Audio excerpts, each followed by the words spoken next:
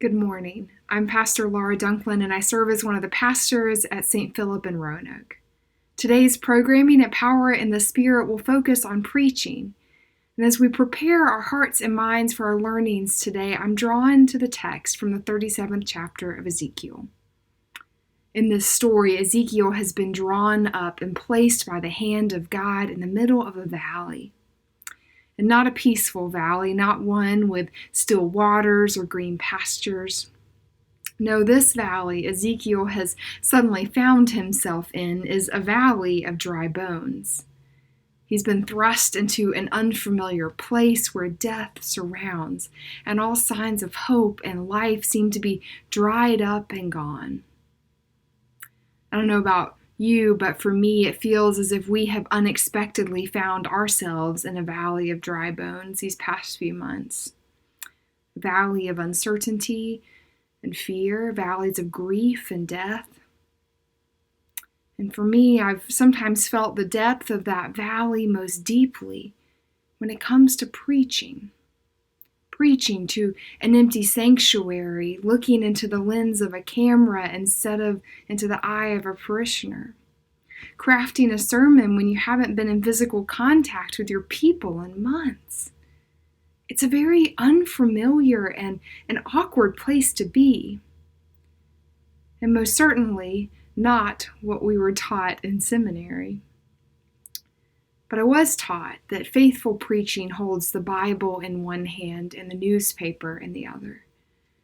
I believe that's sound advice, but there's one more very important part of the equation that's mentioned in this text from Ezekiel.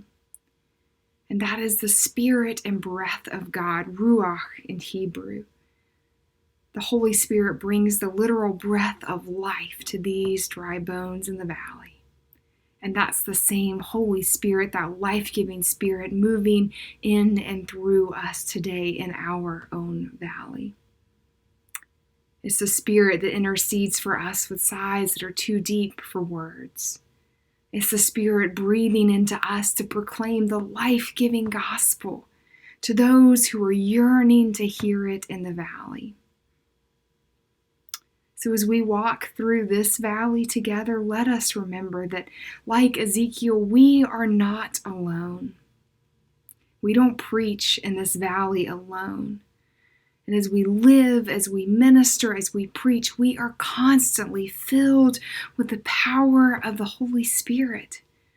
As God tells Ezekiel, "Behold, I will cause breath to enter you, and you shall live. And I will lay sinews upon you and will cause flesh to come upon you and cover you with skin and put breath in you. And you shall live. And you shall know that I am the Lord."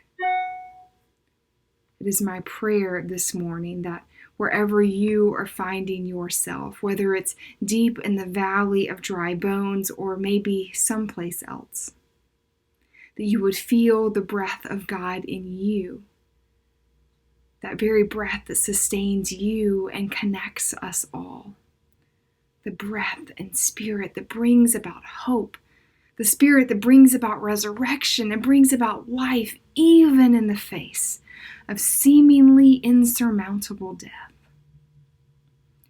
I invite you to take some time this morning to pray, to center yourself, to take deep, life-giving breaths, life-sustaining breaths, and to remember that you are not alone and that you are God's beloved and that you are a proclaimer of the good news in this world.